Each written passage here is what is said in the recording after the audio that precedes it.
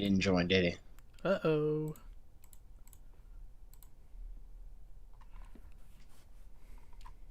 Yeah. All There we right, there he go. is. Awesome. Okay.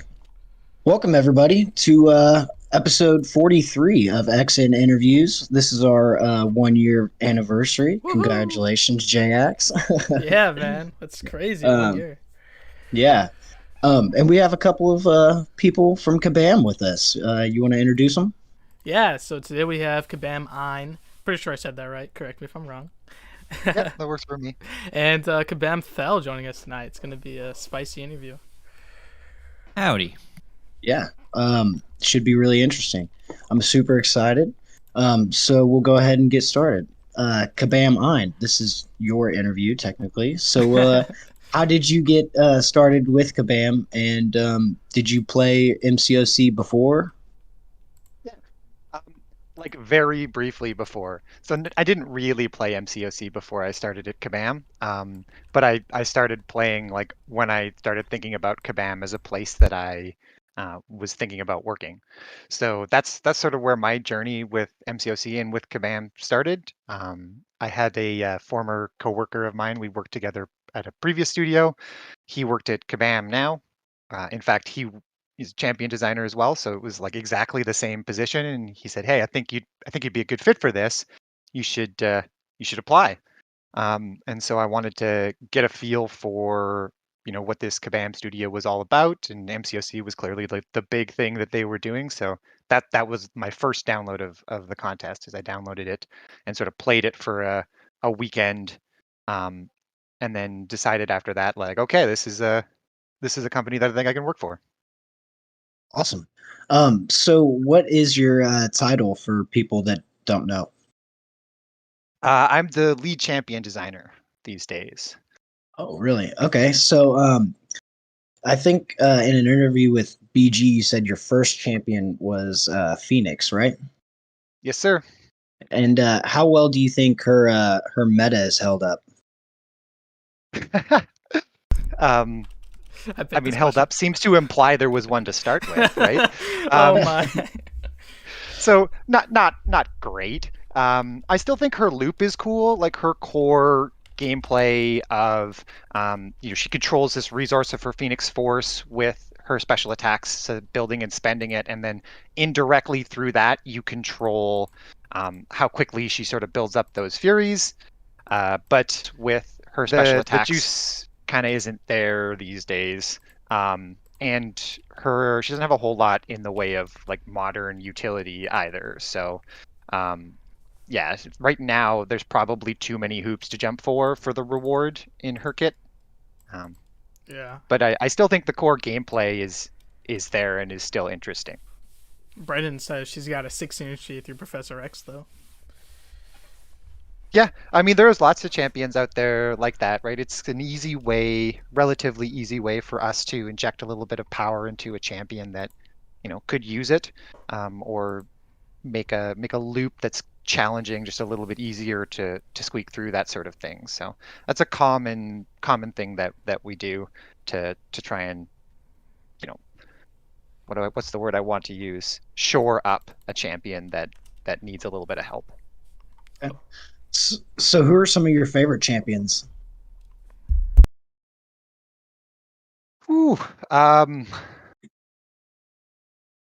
There are a lot. The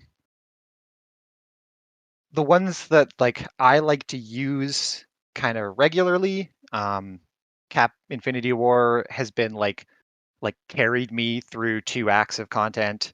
I got a 6-star Cap like a couple months ago, and then somehow managed to dupe him. So I'm super stoked on that. Nice. Um, I I've been hunting Doc Ock since I made him years ago, and only maybe 6 months ago did I finally get him as well. So I've been really enjoying actually getting to play him live.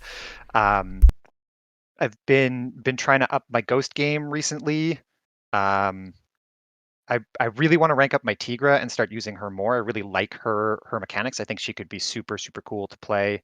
But my 5-star Tigra is still only like rank 3 or something. and I got a 6-star Diablo the other day, so that's gonna eat up my Mystic cats for a while. And Sunspot is another one that I use very, very regularly. I really like his gameplay loop of sort of like spending your incinerates and then consuming them back into yourself. I think his gameplay is super tight. The sort of timings of things, the way the power works out in your initial loop to land a bunch of special attack or land a bunch of hits, charge in, land a bunch of hits, charge in, and then you can let that heavy run. And if you can split the difference on those 2 really quick hits at the end of the heavy animation, there's like just enough power there if you've done everything right to get the second special one in right away. So I really appreciate those tight little timings that he's got built into his loop.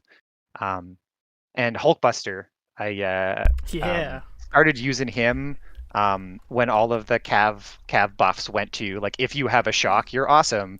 And the more I play him, the more I've really enjoyed his post rework loop, the short little unblockables and trying to find a block. And I've started even doing things like just dashing in at an opponent. You see their block go up and you just cancel the dash into your special attack just before you get to them to bust through their block and get the big stun or the big power lock. So yeah, I've really been enjoying playing him recently as well. I have to add that I'm a huge fan of Hulkbuster because he was my first ever 5-star that I pulled. I love Hulkbuster. So nice. A real soft spot for Hulkbuster for sure. Yeah. That was Ronan for me. He was my first ever 5-star way back in the day. Ooh. Ronan. So when you said you're looking for champs, is that 5 and 6-star or is that just 6-star? 6-star would be better. Yeah, I mean, yeah, of course. But, 5-star, like we're not so far into the 6-star meta that like 5 stars are totally non-viable unless you're like Masters Alliance 4 or something crazy.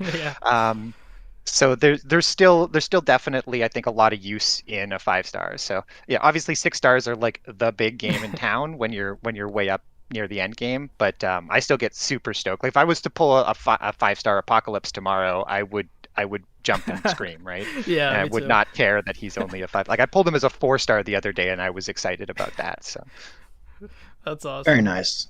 I pulled a 5-star Elsa Bloodstone the other day, and I was super excited. Ooh, nice. It's another sort of sleeper champion with some strong advocates in the community if you find the right little pocket of people.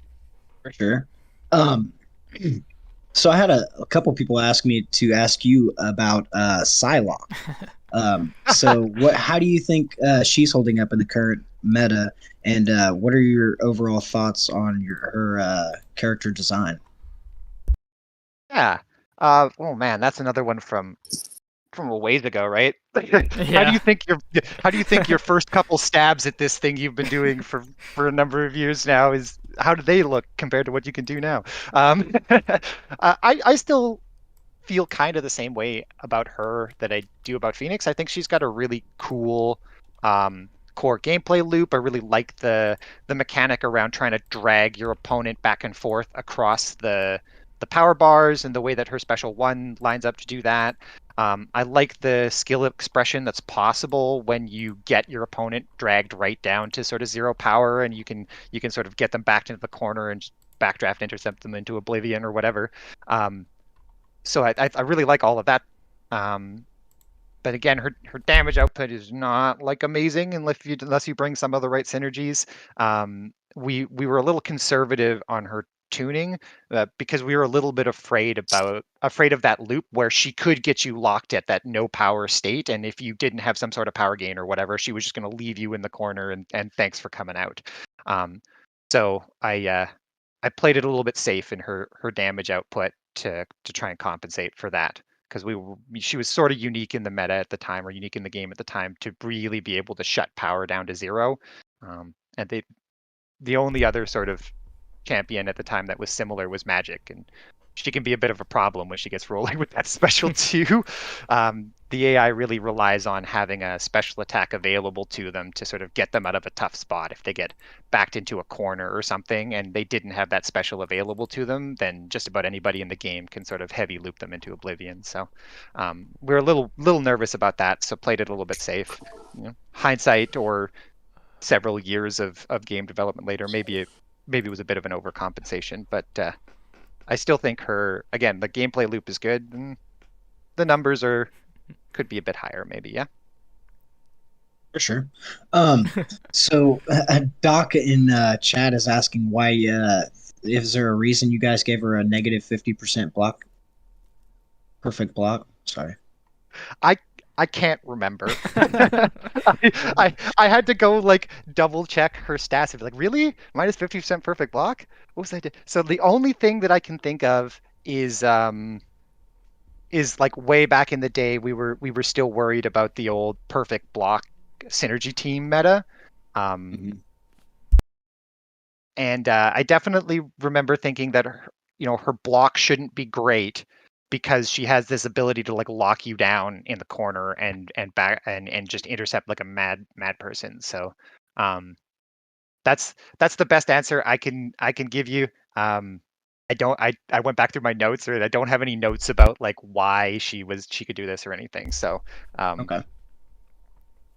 I'll be honest, I had totally forgotten that was even a thing, and I had to go Right look on. it up when you asked me. Okay. So how was the process from when you started in 2016 to now?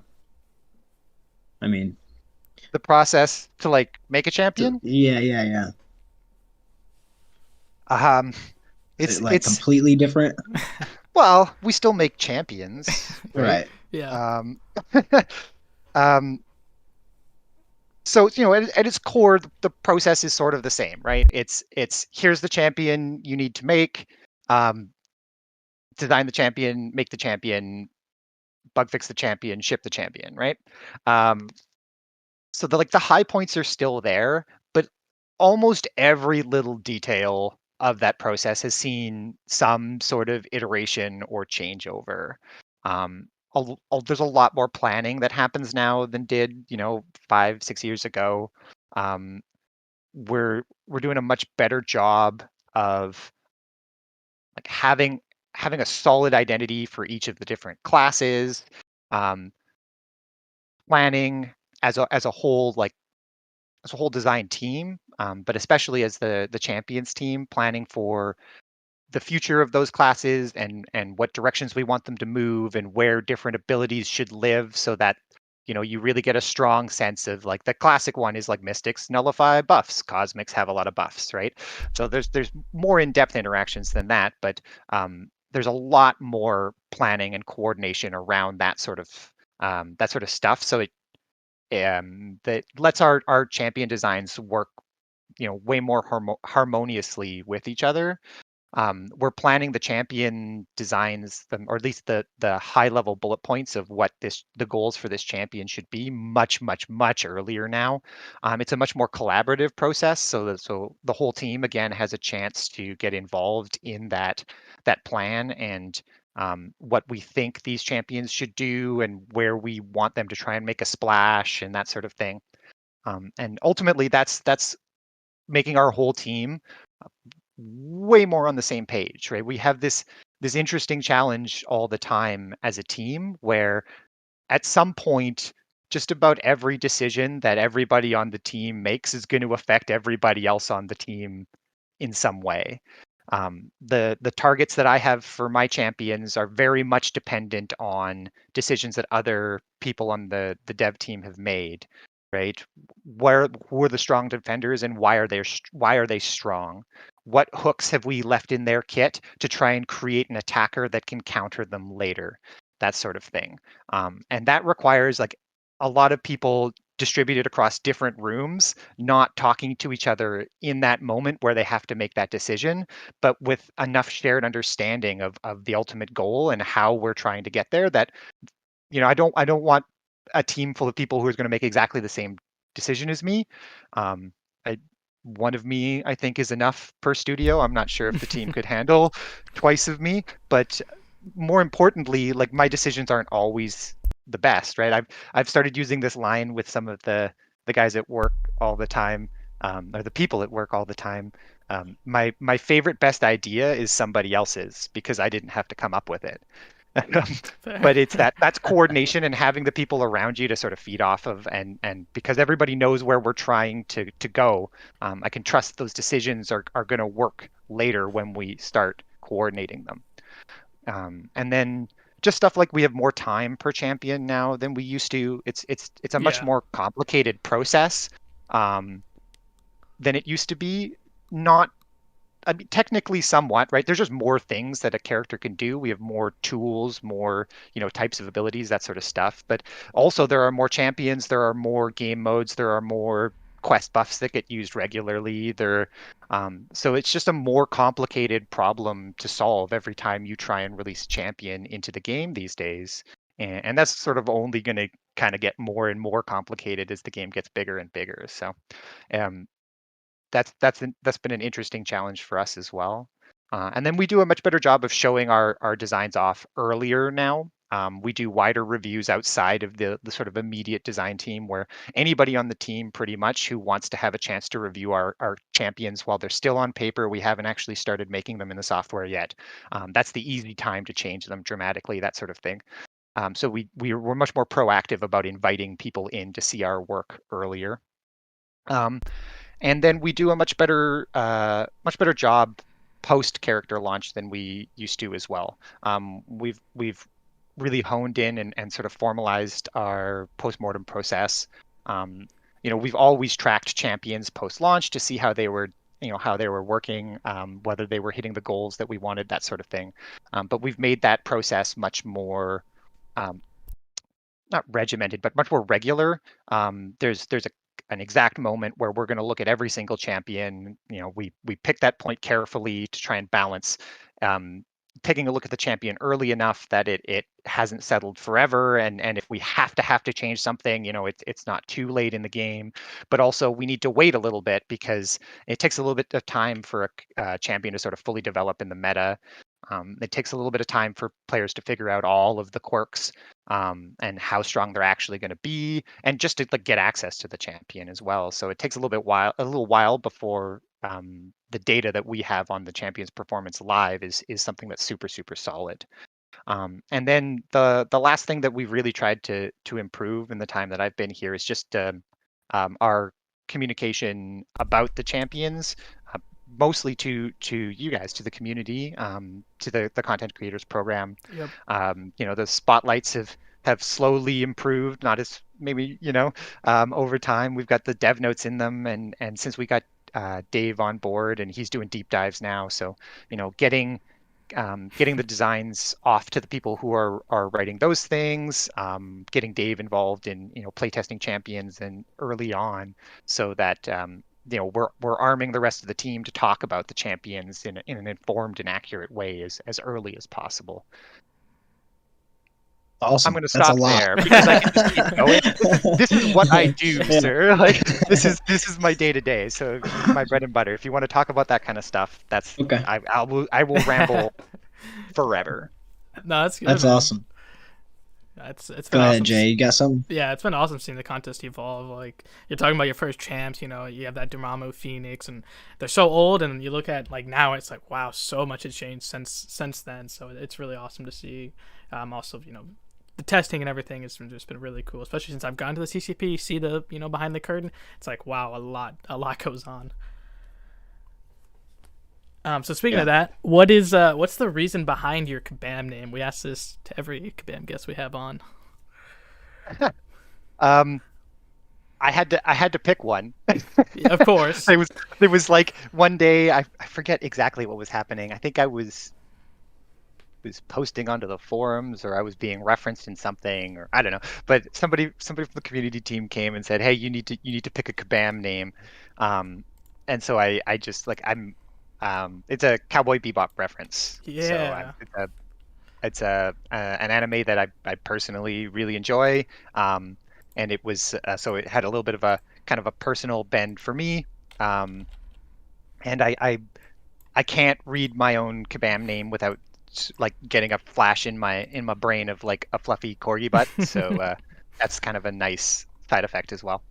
But really, it was just I was just sliding a Cowboy Bebop reference in. Ein and I have a shared love for Cowboy Bebop Fun fact: I have a tattoo of Spike's swordfish on my forearm. Oh, that's Nice. cool. Yeah. I have no Okay. tattoos. I'm afraid of needles. Okay. So, Ein, what is your favorite type of content right now? My favorite type of content right now. Oh, Made you think. yeah. Well, it's hard to say because they're different. Like it sort of depends on how I'm feeling, right? Like, I've really enjoyed some of our more recent act content. Some of the bosses that we've done recently, sort of Grandmaster and Post, um, are really cool. But also, I'm like not always up for that. Right, that's a bit of an endeavor. You can't just be, I'm just going to do a quick run here, or I'm going to punch a couple of fights out. So, um, for that sort of thing, like AQ is sort of the go-to there, right? Alliance Quest is sort of the go-to there, and it's nice to just have that consistency. Like I know my path. I know what times I need to log in because my alliance mates will have opened up section 2 at this time, and then I can go in and just punch those. And so there's nice something that's sort of like soft and reassuring and swaddling about being in this fight for the thousandth time. Um, so it's sort of like, where am I? How much energy do I have? And then I do really like Alliance War, like when it's at its best. The idea of like the opposing alliance sets down a challenge for your alliance to overcome. And when it's sort of working well, you can get quite a bit of variety there, and so that's really interesting to me. And I also like the defensive end of that as well. Like well, hopefully I like, RPG systems and Yeah. character collection and that sort of thing. So being given like a sort of a big pool of champions to place and trying to come up with cool and interesting and tricky combinations of quest nodes on top of the champion kits, sort of scratches a whole other itch for me as well. So I really like that. And I love incursions when it just goes bonkers. When you All just right. you get that right combination of nodes, and you're like, okay, cool. We're just gonna blow up everything until these run out. Um, and so I really enjoy that. But again, that's something that is sort of needs to be taken in a measured dose for me. Um, if you eat nothing but cake, even cake will start to taste not so great, right? Right. So, what is your progression in game? I'm Thronebreaker. Okay. Yeah. Nice. Very nice. Have you done any of the Abyss? No, I've gone. Oh, so yes and no. Not on my personal account. I Okay. have played a ton of Abyss in playtesting. Okay. All right. Just an unreasonable amount of Abyss when we were playtesting that before launch. Um, but on my own account, no. I've done a few lab runs, but I haven't worked up to Abyss yet. That's another one of those pieces of content that like I feel like you have to be ready for, right? Like you have to be willing to like sit down and like write out your plan for how this is going to work. And I don't always have that kind of energy for contest after hours because I think about contest like 10 to 12 hours a day. Yeah. I go to work and like I'm thinking about it usually when I wake up. I'm thinking about it for a couple hours after I log back out and at the end of the day. So sometimes I just don't have it in me to like tackle a Everest content type challenge right after logging out. So, if there was a piece of content that you could bring back, what would it be? Like an EQ or like the maze or something like that? I think it have. So this is a I mean, I guess we kind of did, right? Like for me, it would have been the Milo symbiote, right? Yeah. Oh That yeah. was easily my favorite event I think that we've run. But also, it's kind of a double-edged sword for me because I was very involved in building it the first time around, and we created a lot of bugs. We ended up having to put in quite a bit of extra work to fix the things that we'd done because we got ambitious. Um, and the team was patient with us while we did that. But yeah, that's the one that I'm excited to see come back. I really think that the sort of the dynamics of that, where there's, you get to sort of build a character as you play through the meta event, as you played through the quest, or the series of quests. That was really cool to me. The way that those puzzle pieces fit nicely with the quests that had been designed for you to play through with that character. So you really felt like, oh, here's the place where I'm supposed to use this ability. Here's the place where I'm supposed to use this ability. If I combine these two, it'll let me get past this guy. So maybe that's, now that I say it out loud, kind of scratching that same itch that placing an Alliance 4 defense does, or even making champions in the game. Often, we end up thinking about them similar to that. So maybe it makes some sense now that I vocalize it. Okay, Jay, you got a couple more over there? Yeah. So Brandon wants to know, how many rank 3s do you have? Rank 3s do I have? Don't know off the top of my head. Not a ton. I'm sitting on a couple of cats, trying to figure out what I'm going to do with them. Okay. But yeah, Fair enough. I don't know. I could probably boot the game up right now, but my phone's on the other side of the room. It's all right. It's all right. Okay. MSC says, "Who's your Thronebreaker champ? Who is the person you took up?" My Thronebreaker champ, I took up Cap. IW. Captain He was America. yeah, Cap Infinity Okay. War. Nice. He wasn't duped yet, but I've played so much with a 565 200 like 5-star Cap that like I knew he, as soon as I got him, like, we're gonna rank you up at some point. Like, you've done Yeah. so much for my progression in this video game, so much for this account, that I felt like he kind of had to be the man. For sure. Yeah, he's been a staple in my roster ever since I got him. Yeah, me too. I take him literally everywhere. He's kind of like the real Cap in that way, right? Like, he's Yeah. very versatile. He gets different skills based on who you bring with him. Like, he makes his team better, but also he makes himself better by borrowing from his team. So yeah, he's quite a Swiss Army knife. For sure. That's really cool. So, speaking of, like, that's how he works that way in the comics, right? Working off that dynamic. I think you helped work on Symbiote Supreme. Now, this is someone who's not from the comics, not from anything else but Kabam. How is that different when you have not really a source material to work off of? But I did have a source material to work off. It just wasn't like a Marvel wiki somewhere or something, right? It wasn't a comic book. So in a lot of ways, it was exactly the same. But instead, we start all of our champion designs by researching the character that we're about to make. Yeah. It's a real priority for us as a team, that these champions should be cool as Marvel Contest of Champions, but also they should feel like the characters from their source material, whether that's a comic or a movie or whatever. And so, yeah, but for an original character, you're right. You can't just go off and Google, well, so what comics have they been in? Who have they interacted with? So I basically just sat down with Gabe. Yeah, Right. that's It was awesome. sort of his baby. So I walked over to his desk and sat down next to him and said, "Hey, man, I'm making Symbiote Supreme. So tell me about him." And so I just like sat at his desk for like 45 minutes while he got really excited about this character, and then started asking him questions. I'm just about picturing it right now. Yeah. Yeah, Okay, that's so you said hilarious. this. Does that mean he can do like X, Y, or Z? Or, you said this. So can I get away with giving him this ability and that sort of stuff?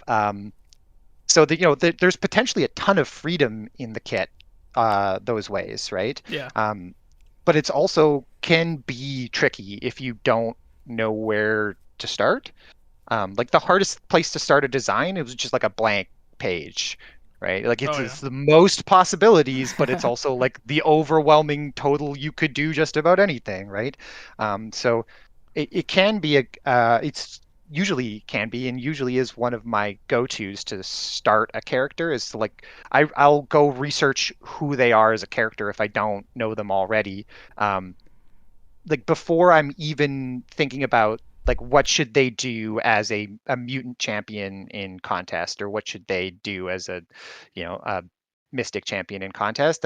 First and foremost, like Magneto's kind of a good example about this. He breaks like all of the rules, Yeah, he right? does. Like he shouldn't be so good against robots, but he's definitely a mutant. There's like no argument there. And his whole thing is, if you're made out of metal, thanks for coming out, right? So, Yeah. okay, how do we find a way to allow him to just like hard punch backwards around the class wheel? And it creates a bunch of problems later, but they're problems that we think are worth it, because he wouldn't be Magneto if he didn't manipulate metal. Exactly, So dude. even if that makes us, but that's a huge pain for us. We just have to figure out a way to do it, or we can't do the character properly.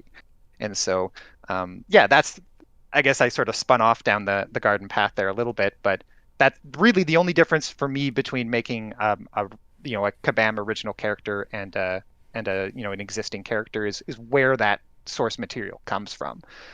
If I wasn't lucky enough to have Gabe sitting 50 feet away, it might have been quite a bit harder, or I would have just had to basically get licensed to make a lot of that stuff up myself, because it wouldn't have been, we would have needed to just sort of put some stakes in the ground and say, okay, well, I don't know if this character can do that, but I have to start building a kit now. So yes, he could do that now. Okay, interesting. Do you prefer working on an original, or do you prefer like someone that already pre-exists?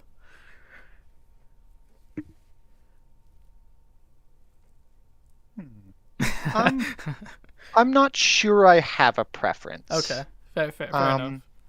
But also, I've had the opportunity to do both more than once. So, if you asked me, and before I did Morningstar, would you like to do a Kabam original? I would have said yes, absolutely. That would be my preference.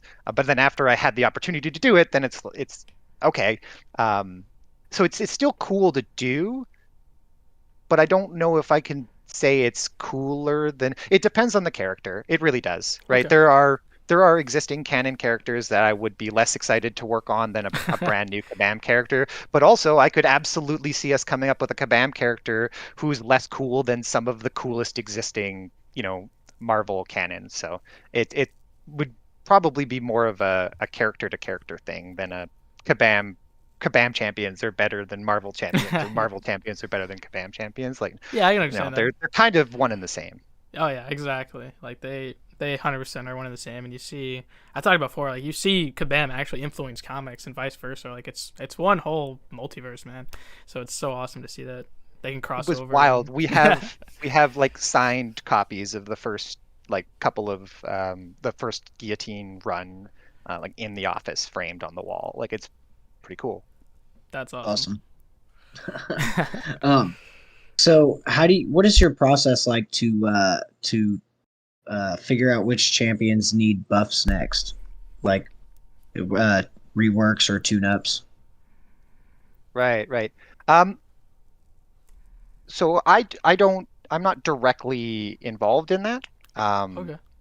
I mean, those on the CCP have probably had a chance to chat with Darush at least once or twice. Yeah, I love that dude. He does the selection for those, and so he tells us all in advance, and everybody has an opportunity to feedback on if we think any of them should change, that sort of thing. So I'm not like directly involved in the selection, but by and large, it's sort of a like, who do we think really needs it, compared with how much work do we think it will be to do, and then how much quiet work do we think there'll be. That's like the quiet knock-on stuff that you don't always think of, like, does this champion exist in an important piece of content already, like as a boss somewhere or a defender somewhere? Like, what are the knock-ons for all of the existing content if you go and change this character, and what is their existing use case?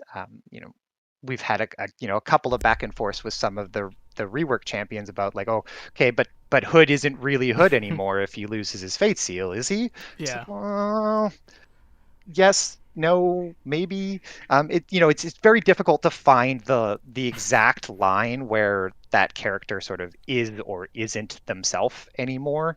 But so we want to be careful. If we know we're wading into one of those, we'll want to, we don't want to sign up for like 3 of those characters in one build or something like that, right? We try and pair something that we think is going to be more work, whether that work is technical or, community communication side of things or whatever. Um, uh, so there's an element of just like schedule driving things too. Okay. And then I'm sure there's an element of like there's been 1 or 2 because Darosh has been a champion designer for is it dog's ears? Is that how you play? Whatever, for a long time on contest as well. And so he's got his history of I would really like to fix this, or this has been a problem forever, or like technically we couldn't do this right when we built this character the first time. Now we have the tech to do it. Please let me fix this. So there's I'm sure there are elements of sort of like personals in there. And then we do try and think about like who the community might want to see, right? Like it wasn't an accident that we started with the Magnetos. Those were characters that like we felt as a team like, of course we put them in the game like right away because he's such an iconic character to such an iconic group of Marvel characters. But also he was a Gen 1 character, and boy did he feel like it. Yeah. Right? He was one of my biggest gripes. Like he really was. So yeah, it hurt to have such a big deal Marvel character really not in contest. So like that type of thing happens as well, where we think like, oh, this will be a really cool way to do this. We can line it up with, because they lined up with like the was it Professor X and Apocalypse? We did like the crazy mutant build, something like that. This was a while ago. Should have looked this up ahead of time. Oh well. But yeah, that was the idea. We definitely do consider sort of fan service or whatever you want to call it at the same time. Like we have a lot of Marvel fans on staff, and so we don't like it when Magneto is a meme. Okay. So you were talking about the originals that you've worked on. So what is it like when there's like too much source material to work off of and you're trying to shove it all into one kit? You just pick and choose. You have to pick and choose, right? Yeah. It can be tricky to pick and choose because that now we're back in a subjective land of like, what's the most important power that this character has? I don't know.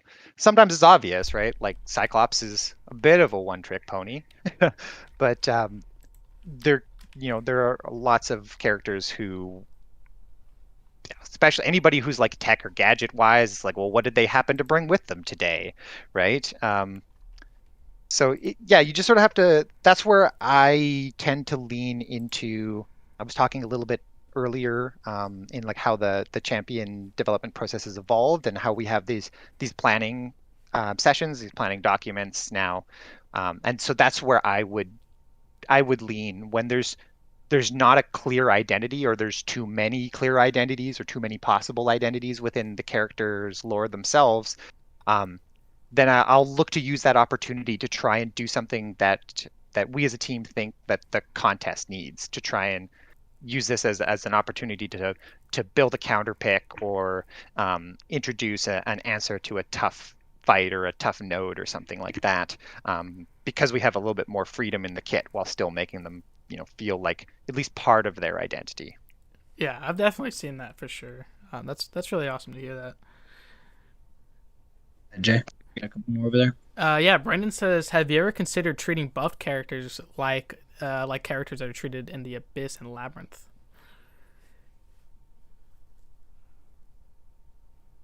I'm not quite sure. So you mean like when we update a buffed character, their existing uses don't update as well? I think so. I'm actually not sure. I was lost on that question. That makes sense to me. Okay. We do that on purpose, right? Okay. So that's just a technical limitation / like a scope scale thing. So we can only do that so many times reasonably. Okay. Because those are actually different characters. Like that's how that works. Under the Oh, hood, okay. it's just a totally different character that shares the same name in the game, right? So that lets us keep their kits that totally aside, and we can do whatever we want to the existing or the playable version and not impact them.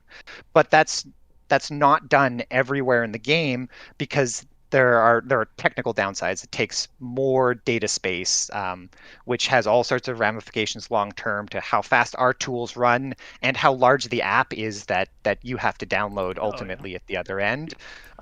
So like one or two of those never breaks the camel's back, right? But if we just sort of cut loose and start doing it everywhere for every time a champion gets placed, then the exponential explosion of data would get out of hand pretty quickly. And then just trying to manage it and track it all, it's like I don't know if you're familiar with like the concept of like a single point of failure. Um, Coding or something like that, where you, if possible, you kind of want to funnel everything through one function or one variable. So if it breaks everywhere all at once, but it can be fixed in one place. And that's good because it tends to be really obvious when it breaks, or more obvious when it breaks. And then the fix itself can be done in one place and cascade cleanly through the rest of the software. So that we use that similar processor methodology with champions, where as much as possible, we want that champion built once in one place so that if something goes wrong and it needs to be fixed, we can fix it in one place, and that fix will sort of cascade cleanly out across everywhere that champion is used. Yeah, that makes total sense. Like I completely understand that. So yeah, that's awesome. I know a lot of people have asked that question, so it's really nice to get the official answer, which makes complete sense. So that's awesome. Okay, so I have a really cool question. So we had obviously inside the contest where we had Kabam Mike, Kabam Coop talk about Null and Anti-Venom, but in that video he kind of said next month we're gonna have the Eternals.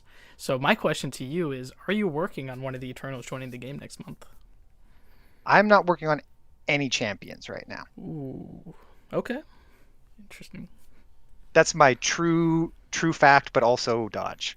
I didn't clear with anybody spilling any beans about anything that hasn't been announced. So like if you want to talk about just about anything that's officially been announced, then I'm all for it. Let's go. Okay.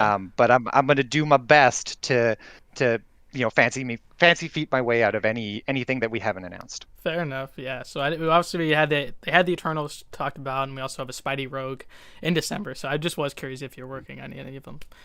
So if you're not working on any characters, are you working on is that including buffs as well?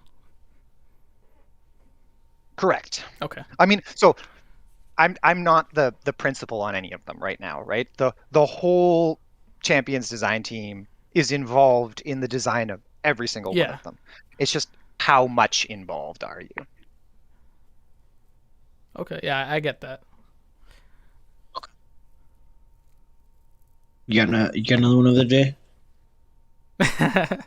Sorry, I'm just reading Slayer of Gods. I caught you off guard by only giving you a 30-second answer Yeah, instead of a 5-minute answer. You weren't ready. Yeah, I wasn't sure what I was gonna get. I was really excited for the question. I love talking about the future of the game. That's like what my whole channel's about, is talking about the future of the game, breaking down all the lore and everything. So it's really interesting to see when we get an official answer what that entails. And then it's like, no, let me write this down because could be interesting later how to pay off. So. Oh. Yeah, don't worry. I'm sure this is all gonna end up recorded and on YouTube. Like, that's the fun part, is somebody will give you your own quote back to you 2 years later, 3 years later, and you don't even remember saying that. Yeah, when we had Kabam Gabe on, I went through his entire Twitter account and I was like tweets left and right. You did this. What does this mean? So it was pretty crazy.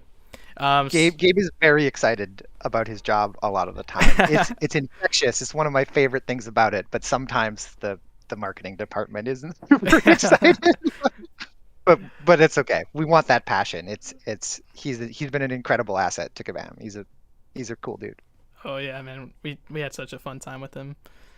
So obviously Okay, so I know you said you didn't get anything, but obviously, are there any hints for the next champion buff, or at least a class for the next champion buff? Um, No who are spoilies. the next? No spoilies. I No. don't even know who the next champion buff is off the top of my head. I'd have to look it up. Like, it's not that I know what like the next like few rounds of champion buffs are, but there's usually a couple sort of going at the same time. So I'm not sure Okay. which ones are supposed to come out next and which ones are for even further down in the future. But also, I Thel is correct. The correct answer to that question That's is why he's here. you'll find out in a month. Okay. Yeah, fair enough. Hey, it doesn't hurt to ask, so that's awesome. Okay. I just love Can't the blame you for aspect of trying, like sir.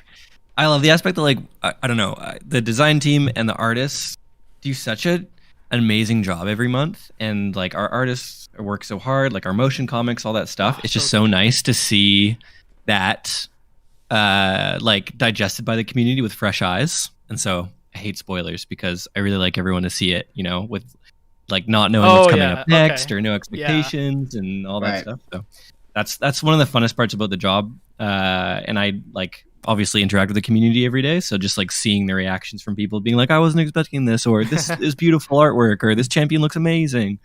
It's one of the most like satisfying parts of the job when we can deliver champions or like, you know, things to the game that really get you guys stoked. So Oh yeah. that's what makes it the best part. So no spoilies.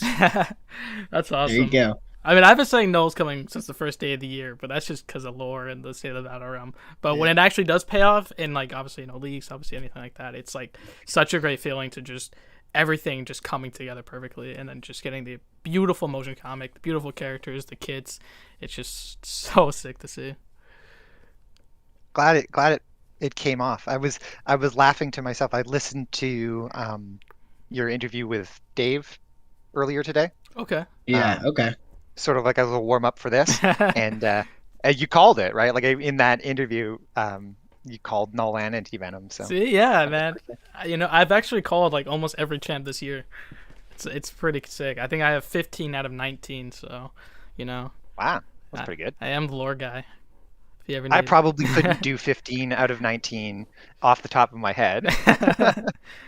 Well, that was including Gwynmaster too. Yeah, that was such an easy one for me. And then everyone's like, "What is Gwynmaster? What does that mean?" I'm like, you know, when 1 + 1 = 2, you know, you just put it together. So So, how challenging has it been to go back to a kit that you've already created to buff it? I mean, honestly, it's not really very hard, um, because you've had so much experience with it now, right? It's been out live. Um, Everybody's had a chance to play it. If you're going back to work on the kit again, there's probably a pretty specific reason that brought us to this crossroads, right? So it gives you a lot of like known quantities to start working with, which is great. It gives you a really solid starting ground, and a really, you know, you can set yourself a course that you're pretty confident in to start with. This one of the hardest parts of a new champion is that sort of like unknown unknowns, and we do our very best to predict and project how our characters are going to shake out and what their impact of the game is going to be. But you know, the matrix of this game, the system of this game is very complicated now, so it gets harder and harder and harder to project the impact of a character, you know, further and further out. So yeah, you know, on a personal level, it can be like emotionally difficult for me sometimes, because I'm like, if I'm going back to a character, it's probably because, you know, we want to change something about it, right? And so you know, it's hard not to think like, well, maybe I could have figured this out. Maybe I could have, you know, made these changes ahead of time. You know, hindsight's always 2020, and it's hard not to project the 2020 vision that you have now looking back on yourself, you know, trying to design this character before you knew what was going to happen over the next 2 years. Yeah, no doubt. But kind of like Venompool, he's definitely a lot better in longer fights now. yeah, Definitely got some sustainability. Yeah. That's another character where like that was a sort of a Darosh special where Yep. he was this character that he really wanted to take another stab at because he really thought it was a cool character, and he did. He did sort of the best he could with him the first time around, given the technical constraints. And now we just have so many more tools in the toolkit, so many more toys to play with that can be attached to a champion.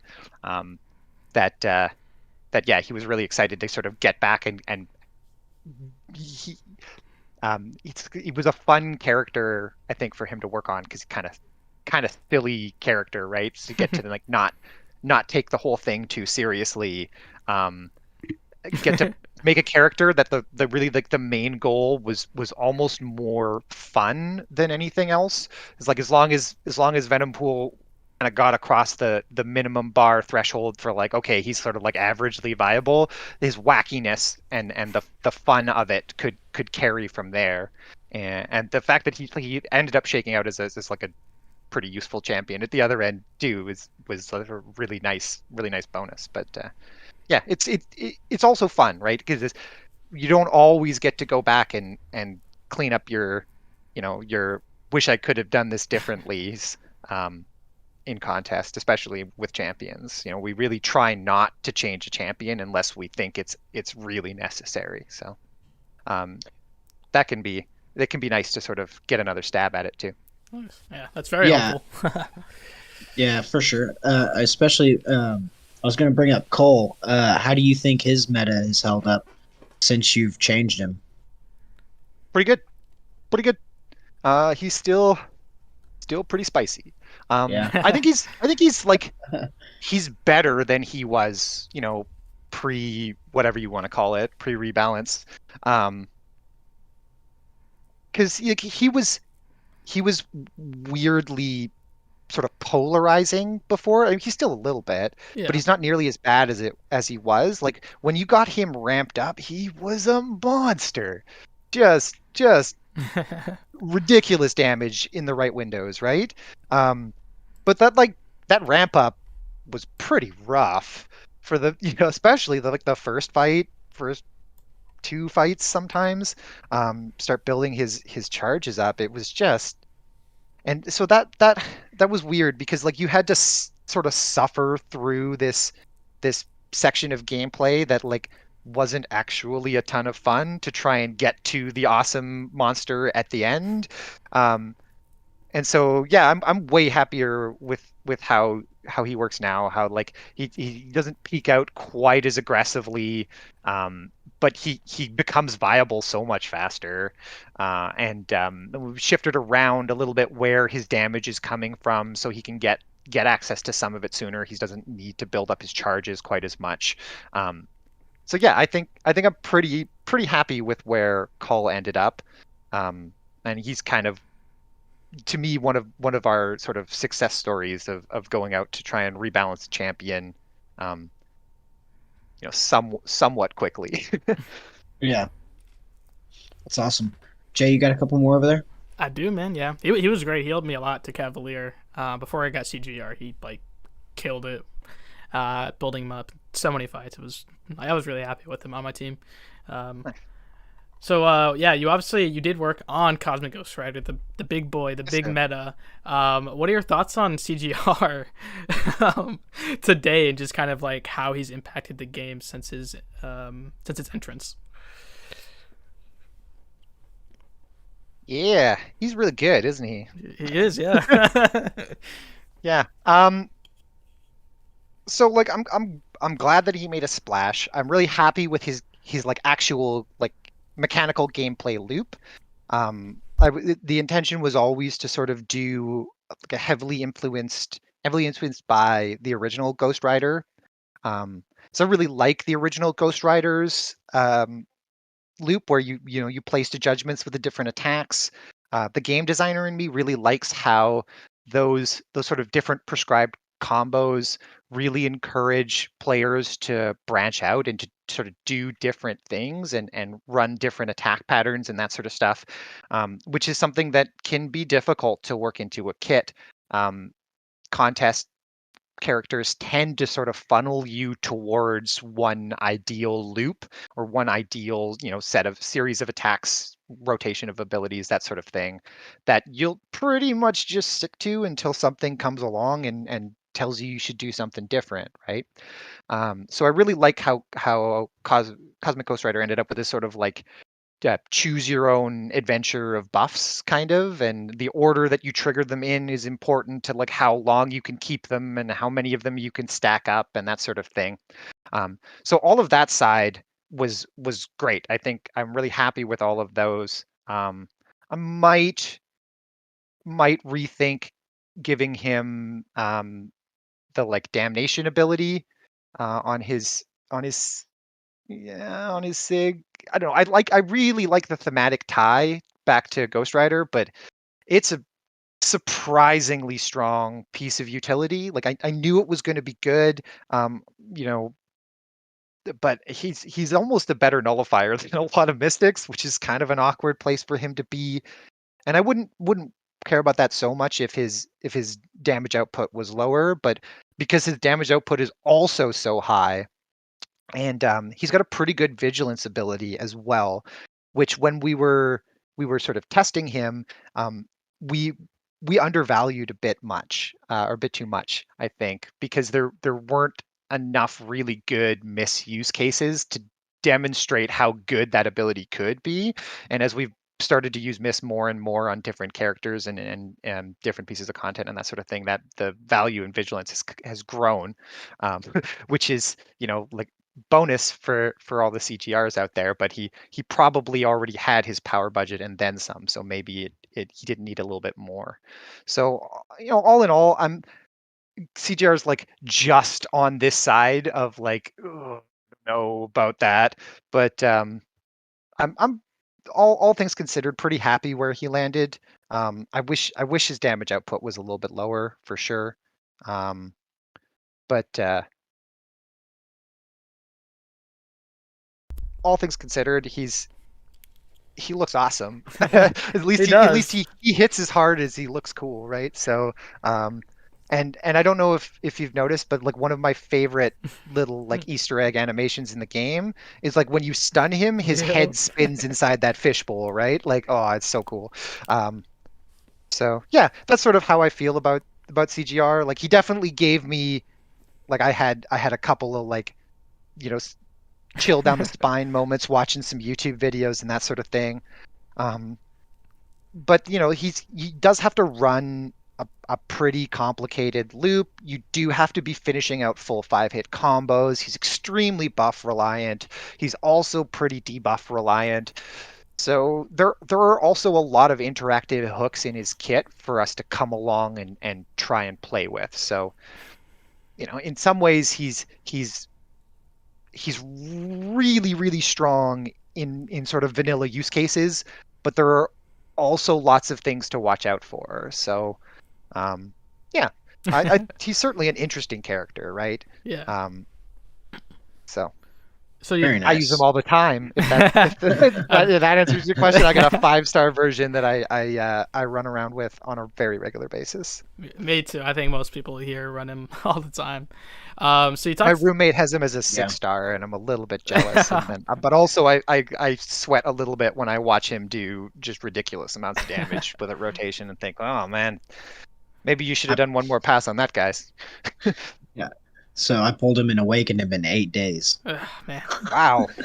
There you go, So sir. lucky. Yeah. That's my biggest brag ever in MCOC, I swear. What was I going to ask? So we got a new Deadpool today. We got a 5-star Deadpool in the arena today. Do you have a 4-star Red Pool? I do not. I have a 1, 2, and a 3-star Red Pool, but I do not have a 4-star Red Pool. I have all of the white pools though. In fact, that was my first 6-star.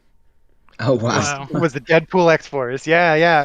We were all excited. We spent all this time building 6-stars. They came out live, and then I finally got one, and we all huddled around to open it, and oops.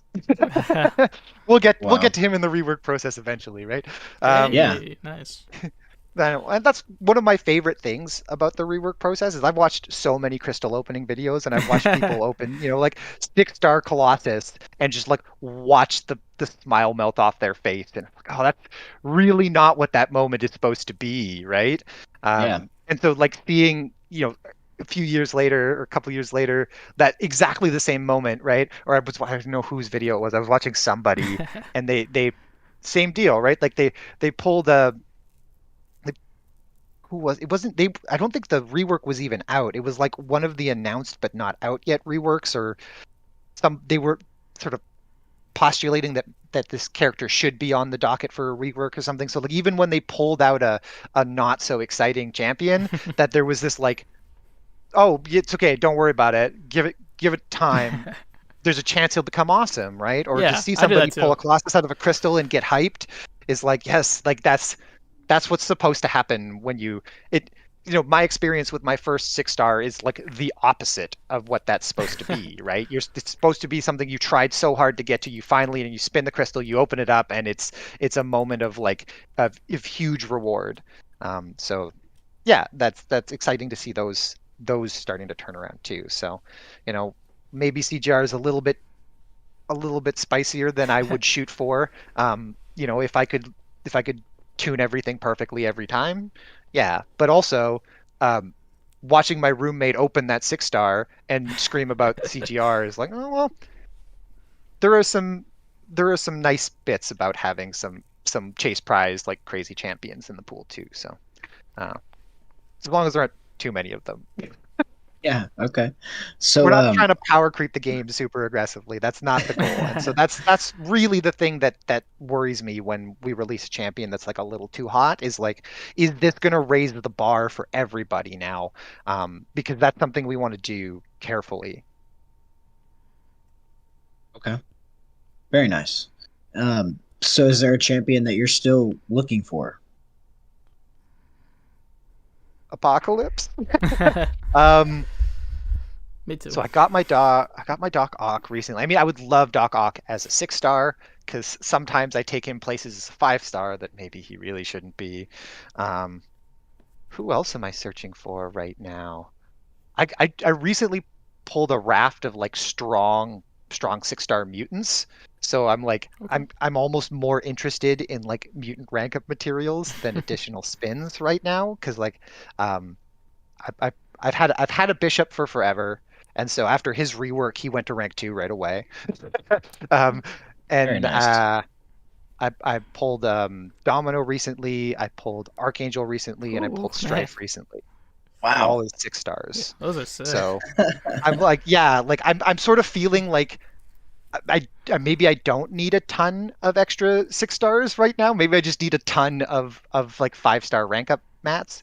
Um, Oh, and Taskmaster. I've been trying to get a Taskmaster above rank or above 4-star like since he came out, and I still haven't done it. And Really? I want Wow. one. I want one as a 5-star or a 6-star. Like even as a 5-star, I would just rank him up and use him a bunch just because I really enjoy playing him. So um, I would love to I'd love to find one of him too. Okay. You got a couple more over there, Jay? Yeah, I know we were on the topic CGR, but real quick, was he ever going to be a Mystic champ? Yes. Okay, so it's Yeah, yeah. out there. He He was was. He was, yeah. He was in data as a Mystic Champ Okay. originally. In fact, he periodically causes issues for us on our data, like our game data dashboards, because he has Ghost Rider in his name, and so it confuses it. And like all it does is it colorizes the name of the champions so that they're like the mutants are yellow, the mystics are purple, that sort of thing, right? And so he shows up as purple most of the time, even though he shouldn't be based on his class data. But yeah, his lore, like there's good reasons why you could Yeah. make him a mystic, but um, ultimately, I was sure that if we made Cosmic Ghost Rider a mystic, it was going to be an instant meme. There was just like There were memes it was out there. gonna I remember them. gonna confuse somebody at some point, right? So that, and because at that point my design for him had developed to the point where I knew I was doing this sort of like homage to original Ghost Rider. Um, that it gave me space to parallel Ghost Rider's gameplay a little bit closer than I would have been comfortable with otherwise, because he sat in a different class. So I could stable buffs onto all of his judgments. That's base him really heavily around armor break, and that sort of was a nice side effect of that as well. So it played nicely with sort of my design plans for him too. Very nice. That's awesome. You got another one over there, Jay? Yes, man. So, okay, what's your favorite part about designing a champ? I know we talked about it's like, what's the like number one thing?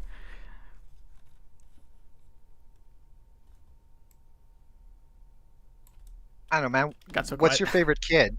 Which of your kids is your favorite? Okay, Um, I can understand that. um, I don't know. I like a lot of it, right? Like, um, I like figuring out the paper design originally, and like where are they going to fit in the metagame? What's a cool abilities? How do you express their character from their source through the six inputs we have? So that's always an interesting challenge for me. Um, I really enjoy the sort of marriage of design and technical, because we the champion designers like build the gameplay kits, like we script it all ourselves, um, and so I really enjoy um, sort of getting to do the design and then also getting to turn around and take my design and like actually make it work in the game. Um, I love a good character brainstorm.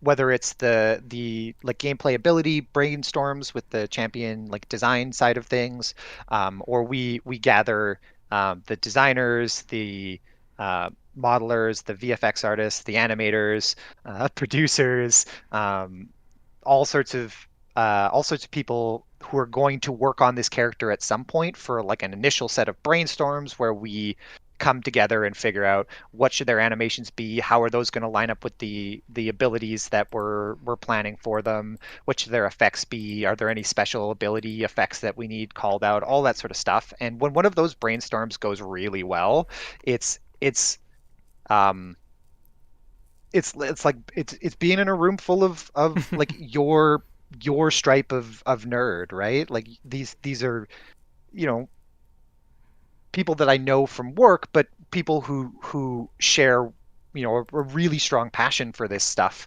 with me. And so it's always really exciting to be in a room full of people who are really excited about what they're doing. And so when that ball gets rolling, that's a snowball and a half that just builds up and away it goes. And so a really good, really good character brainstorm is a ton of fun. And then the seeing them go live, seeing people actually use them, um, seeing crystals. It's a an incredibly rewarding experience to like watch a crystal opening video and see somebody like get super excited that they opened your character. Or just like you hear people talking on a podcast or a YouTube interview about like, what's your favorite character, and they toss one of your characters' names out there casually.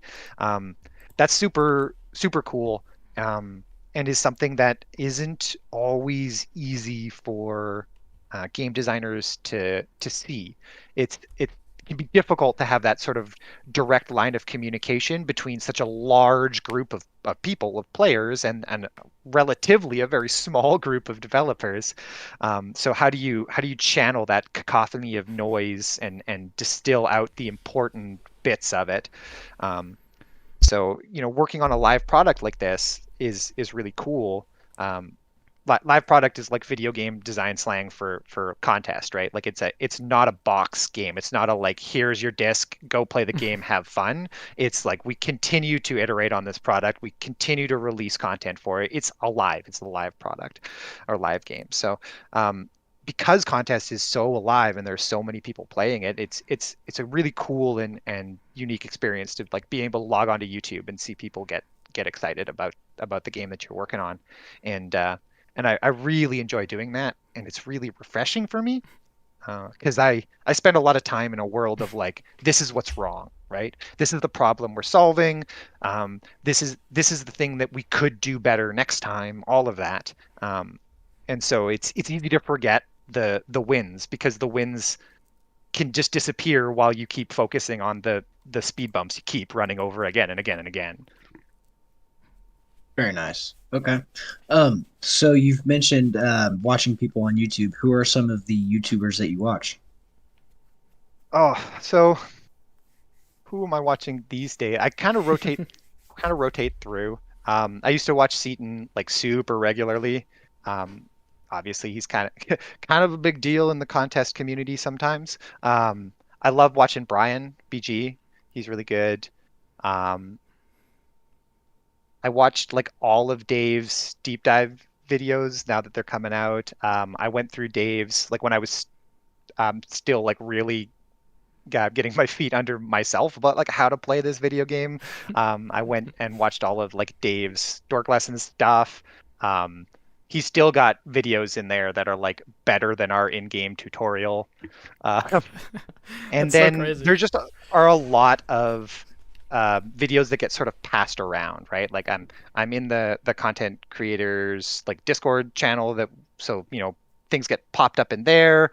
Hey, this thing happened in this video that looks weird, or can you check this out for us? So I'm always sort of flipping through various videos looking for that specific interaction. And then when I release a champion, or when any of us release a champion, or like a big piece of content or whatever, of course we go to YouTube and like look for all of the reactions, right? So like what was the community's reaction to this thing? Did they you know see what we were trying to do? Did we miscommunicate something? All that kind of stuff. So um, yeah, and I drift in and out a little bit as things get busy at work. I'll watch a little less, and then you ship a champion and things ease off a little bit, and you have a little bit less work while you're prepping for the next round. So then I can dive back in and catch back up. So yeah, those are the three big names that jump to my brain. I've definitely watched Lags a bunch too. I got to support the other Canadians in the game here. So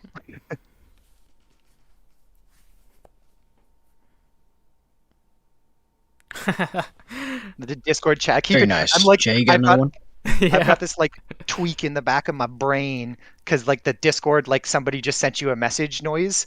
The champions team all sit in a Discord together because we've all been working from home for the last like year and a half, 2 years, whatever it's been. Um, and so to sort of simulate that feeling of like we're all sitting around a desk, we're all in a Discord voice channel together. So that like bloop, bloop, bloop noise is like hardwired into my lizard brain now to be like, oh, you need to go check something. Oh, you need to go check something. I know Thel knows that way too well. Oh yeah. He's tagged all the time. It's awesome though. For a while, Cat Murdoch designed a profile picture for me, and it was Doom because he's my favorite character, but just with Discord notifications all around his head. Oh no. Pretty great. Yeah, you can see that on Thel's Twitter if you guys want to see that Cat Murdoch art. I love it. Discord and Slack. I think I have some sort of like post-traumatic association to Slack now. I hear Slack pings in my sleep sometimes. I think I just had to turn them off. I just couldn't handle it anymore. I'm in so many Slack channels that it's just like a constant buzz. Oh, there it is. Yeah. Mr. King? Yeah, Cat Murdoch, super talented artist. Very nice. Jay, you got another one? Yeah. So Yes, you've she is.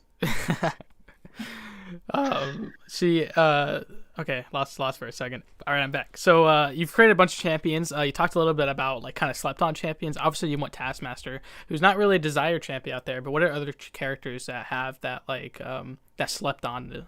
They are slept on. They are slept on. Who's sleeping on my champions? A lot of my champions have been in the game long enough that you figured it all out by now. I think my most slept on champions right now, well, Doc Ock was like hard slept on for a long Yeah. time, but then John like got up on a soapbox, so a few more people have seen the light. So, but he's still up there, and yeah. And Hela is another one that I think is she's a little slept on. Like she sort of plays into space that there are a lot of Yeah. champions out there that can hit really hard, but if you know what you're doing with Hela, you can keep a lot of Furies like pretty much forever. You can do a lot of damage. I was having flashbacks to when Odin was in the when he got added. That's Oh all I can god, think of. that was that was an unintended gameplay interaction. Yeah, that was a lot of damage. Okay, so oh, okay. Well, XN will be right back. He's having some internet issues. So what's your favorite fight in the Abyss? You said you tested it a lot. What is like your favorite fight when you were testing?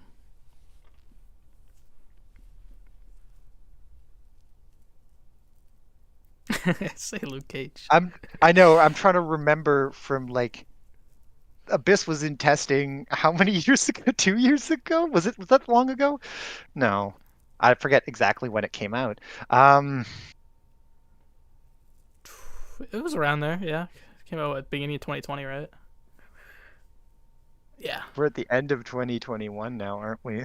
Oh man. Yeah. Where did the last 2 years go? I'm with you, man. I I'm gonna have to pass on that one. I don't know off the top of my head which my favorite Abyss fight is. It's been a while since I've convinced myself I wanted to wade into those waters. Fair enough. So Jim asked, do you ever take any ideas from fan builds?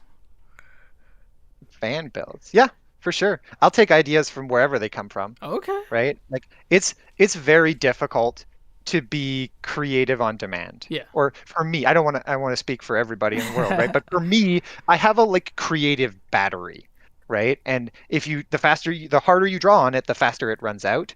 And when you're out, you're just sort of out, right? And there's not much you can do other than like give it time and trust that it will recharge. So, um, yeah, that can be tricky. But the way around that is hook a whole bunch of batteries together, right? Don't Yeah. don't just rely on your own, right? That's why as a team we always gather and we always talk to each other, right? We do reviews early enough in the schedule for a character. We start reviews early enough in the schedule for a character that, um, basically right up till the end of the paper stage, if you really had to, you could jettison like the whole character and kind of start over. You might feel a little pressured for time at the end, but we want to make sure that there is space there for real iteration and real change. Um,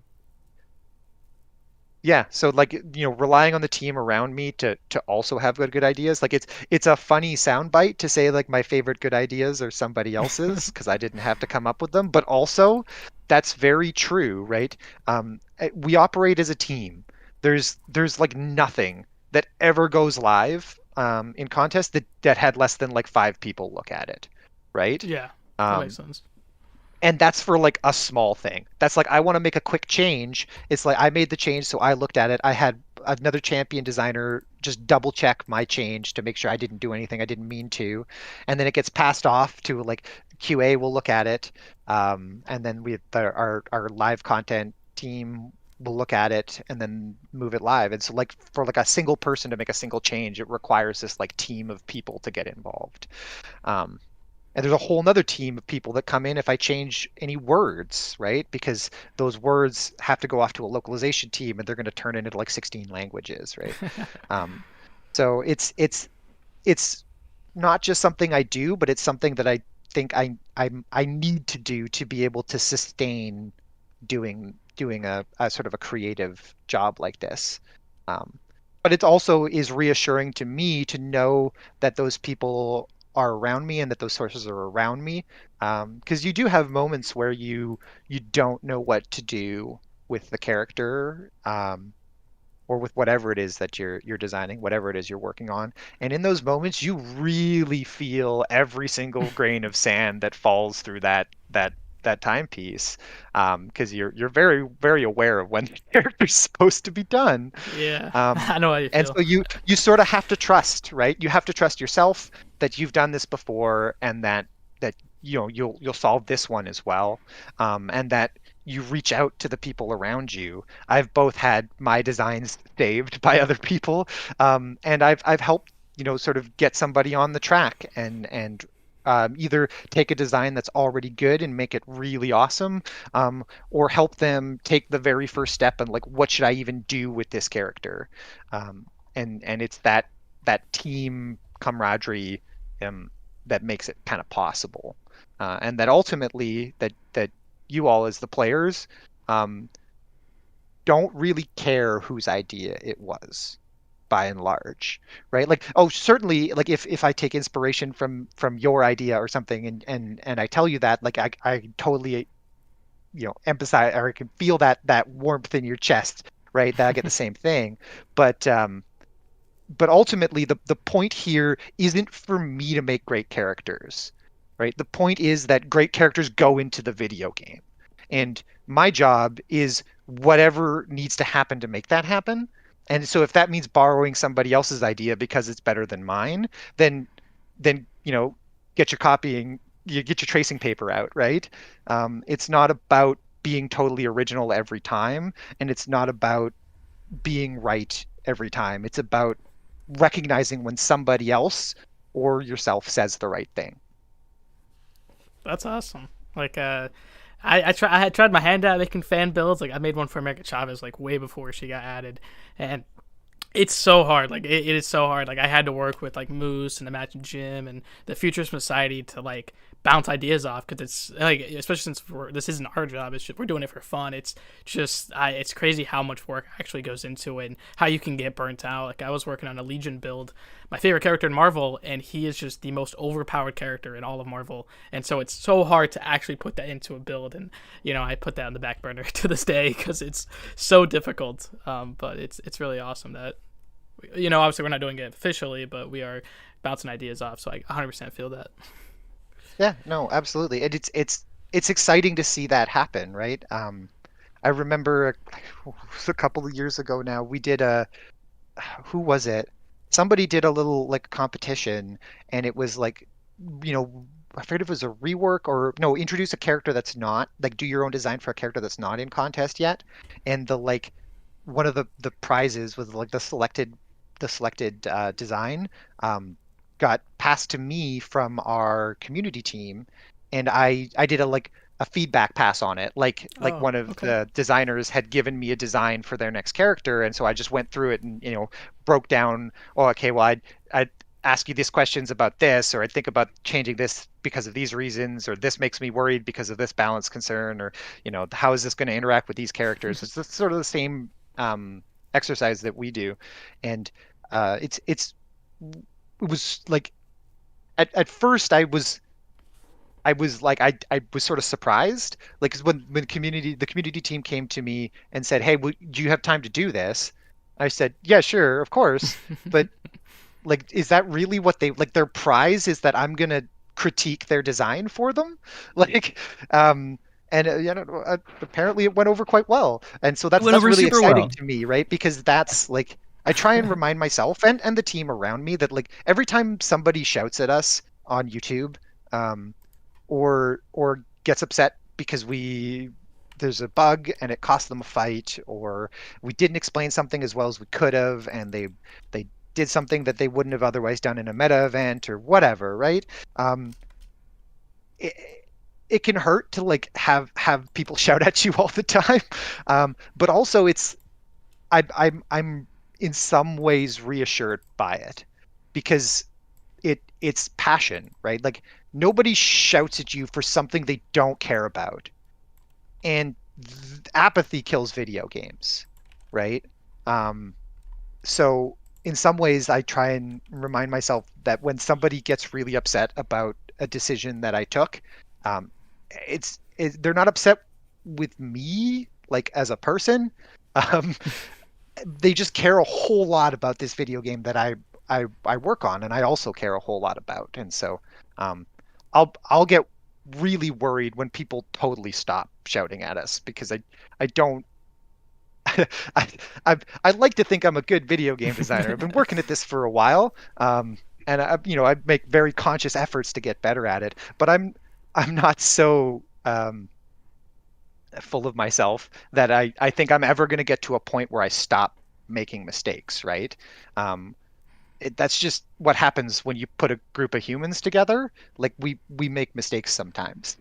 We'll do everything we can to stop it, but we probably still will. So yeah, that's what will get me worried, is when people stop caring that we mess something up. Yeah. That's so cool. Brendan asks, he wants to know if he can work on a champ build with you, kind of how we've seen with Royal and. Well, you might be waiting a while if you want to work with me specifically.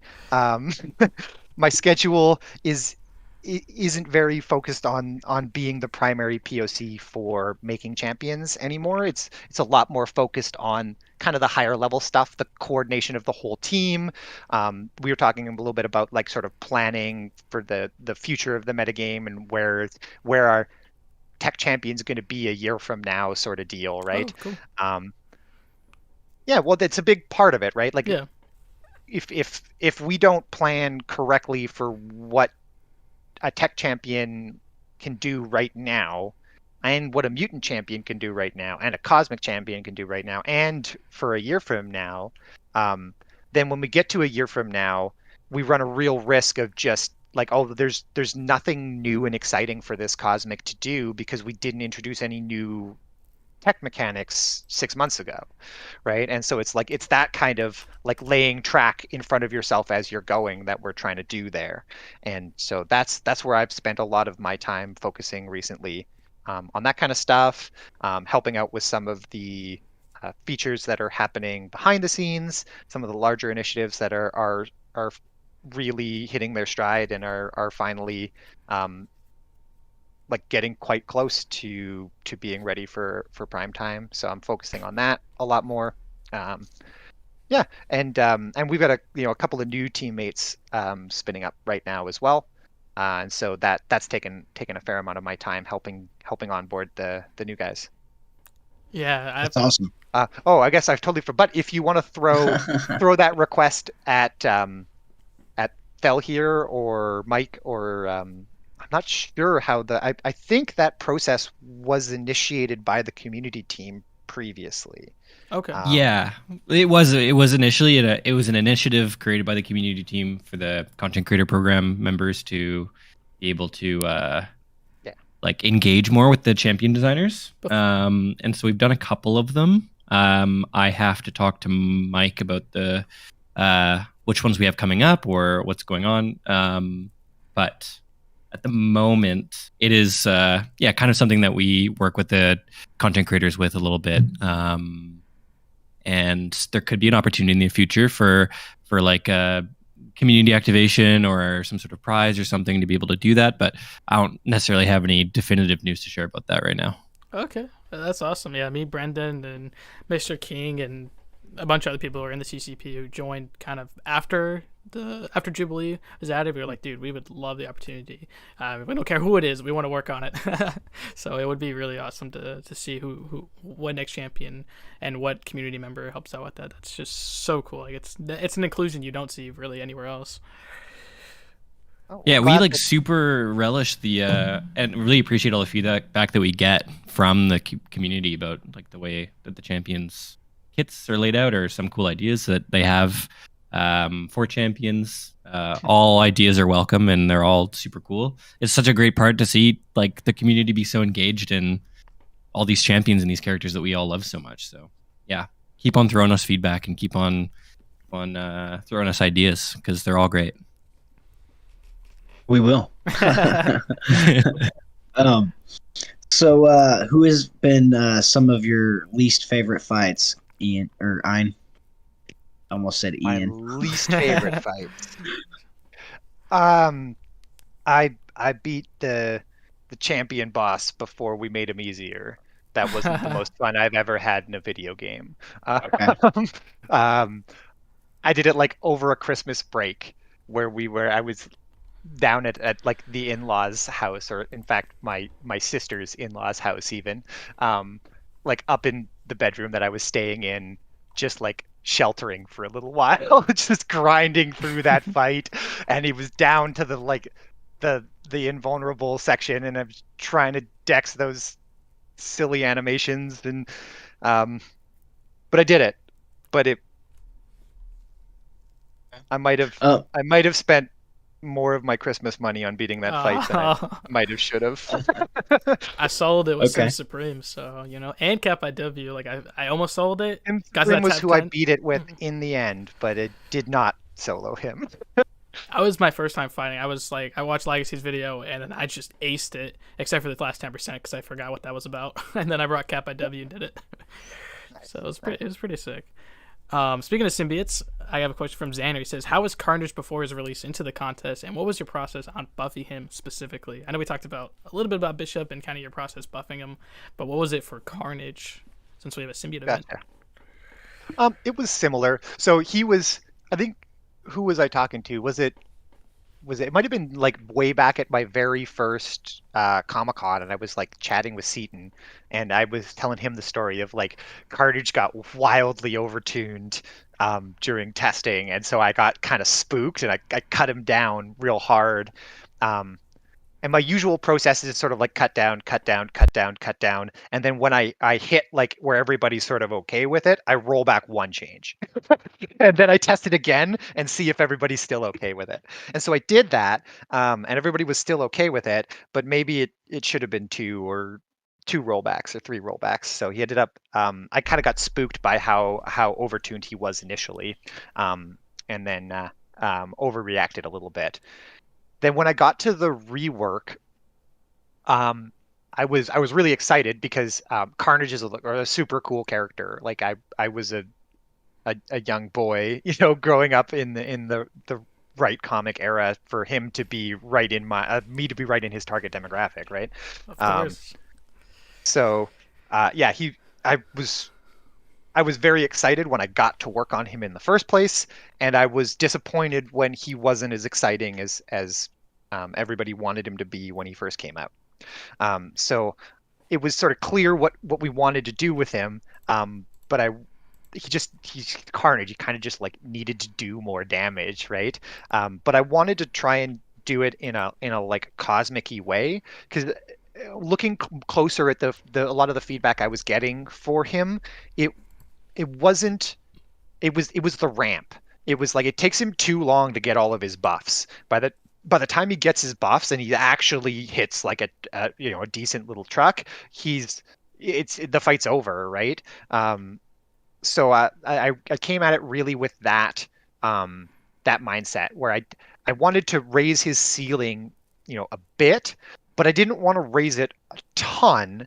What I wanted to do was drastically shorten the runway to get there, and so that led to changing over his power gain mechanics. Like he had the I get more power from landing hits while you're bleeding, sort of a sig in him initially. So I changed that to be just a flat power gain while the opponent is bleeding, and so that just resulted in more consistent power gain. If you were waiting for your opponent to throw a special at you, or you ended up poking into a block instead of attacking cleanly through or something like that, you were still gaining power, so you're getting that shortcut. And then that was sort of combined with while he's got no buffs, that's where his combat power rate went. So you got these sort of double two different angles, one which was sig based, that was going to be nice and consistent for him over the course of his entire fight, and then the sort of beginning of the fight power gain or combat power rate for when he's got no buffs and he needs that like jump off the line. Okay. And then So the armor MS breaks, so that it was weird that he was a cosmic champion. Like he needed the armor breaks to work for all of his bleed effects as well, so he could take robots apart and that sort of thing. Yeah. Just more of a like nod to him being a cosmic champion. That was really cool to see with Red Goblin. Such a nice inclusion. For sure. Yeah, so MSD wants to know, if you think OG Carnage would still be overtuned in 2021.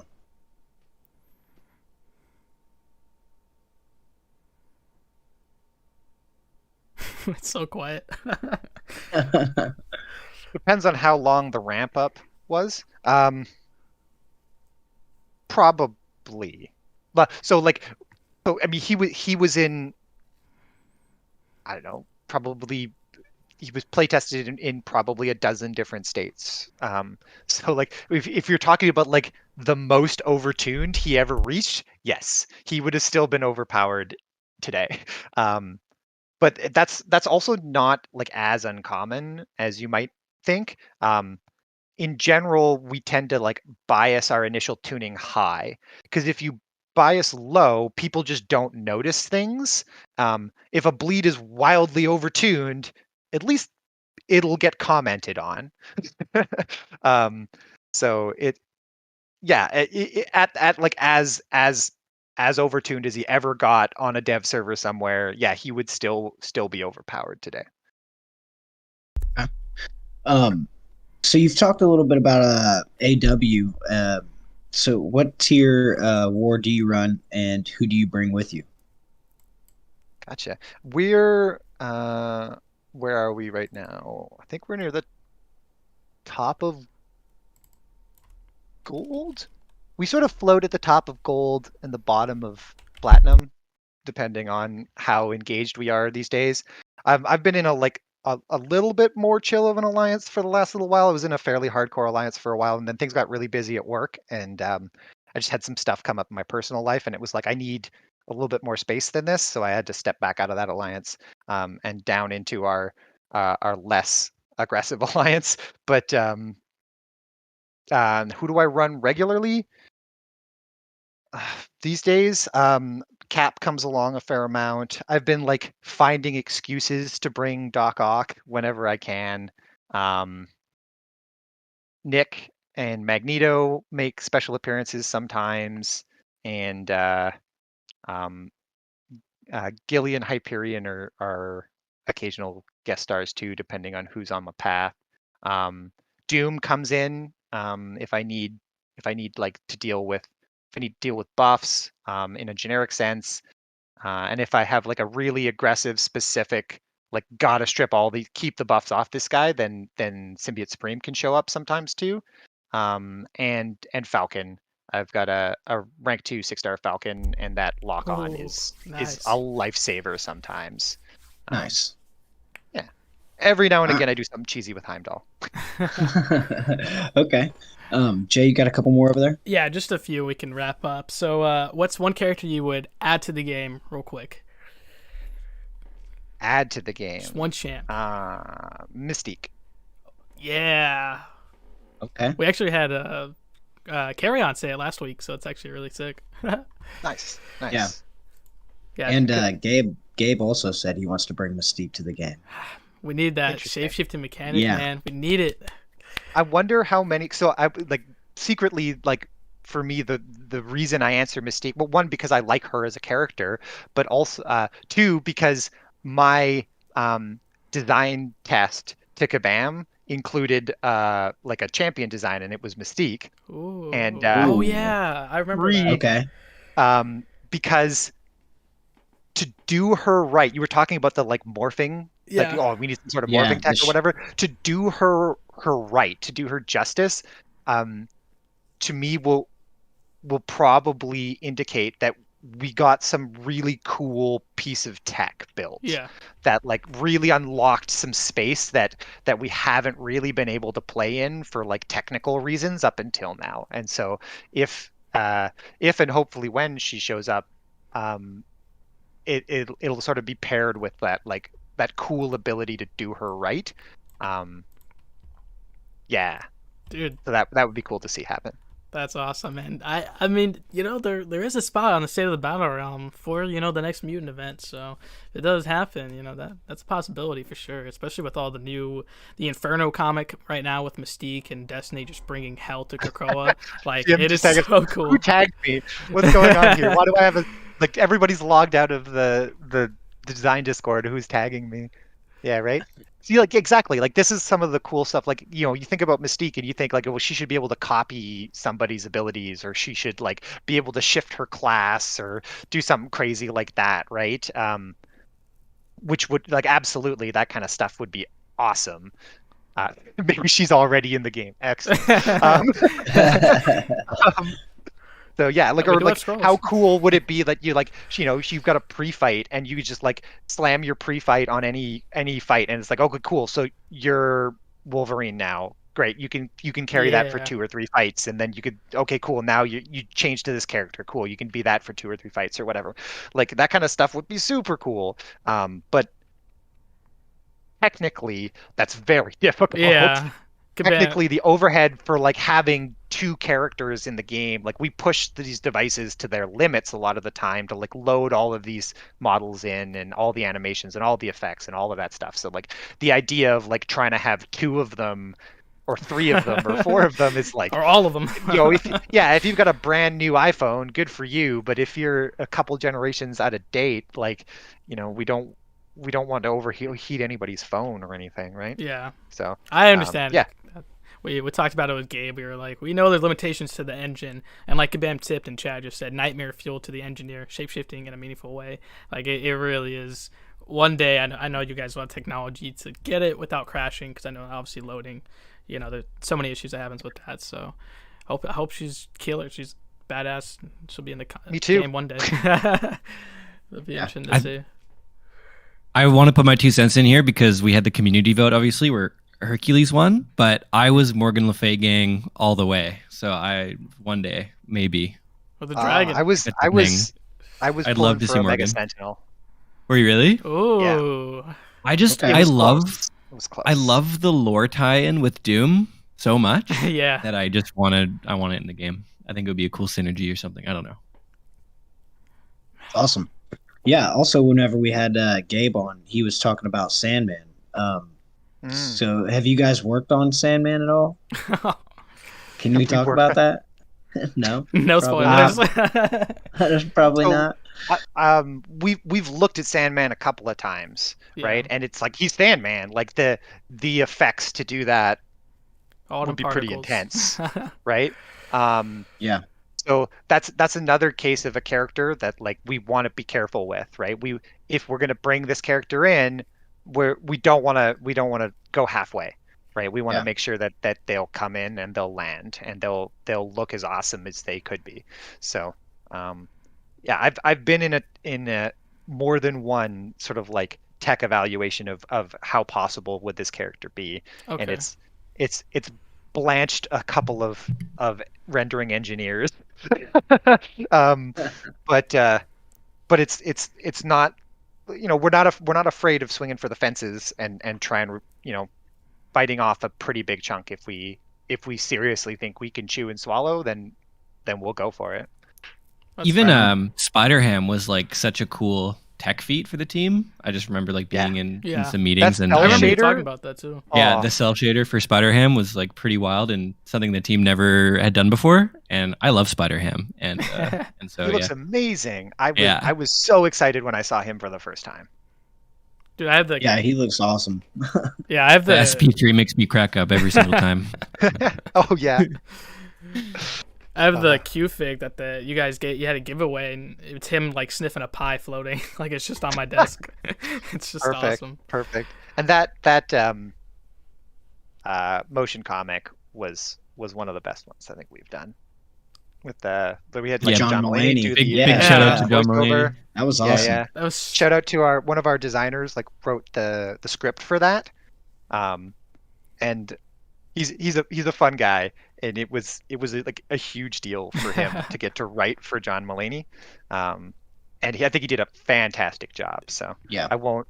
I don't know what his Kabam alias is, so I won't throw his real name out. But if he hears it, he'll know who he is. Oh, Also, the voice for the trader in our MRock videos. Uh-huh. Oh, really? wait, what? Okay. Yeah. He does the voice for the trader. Wow. Yeah. Correct. Okay. That little Cool. guy, the elder. Wow. I did not know that. All right. Throw me for a loop. Ian, or Ein. I keep saying Ian for some reason because when It's I look at PG. it, Ein. So do you play MRock at all? I played a bunch. Like we had a big internal beta, and so we played that a bunch. And then I don't play it now that it's sort of properly out or mostly out in the wild. I'm a big MOBA fan. Like I play more League than is healthy at times. Like I go through hard League cycles where it eats up. It's the only game that I'm playing outside of contest, and then I'm like I just can't anymore. I have like a string of League community games, and I just like have to back away for a while.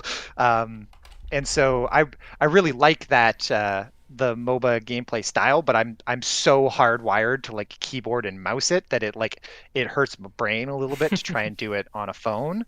Um, and so that's my excuse. I'm sticking with it. That was All like, right, come Jay, on, you you got want a to go couple play the more? game?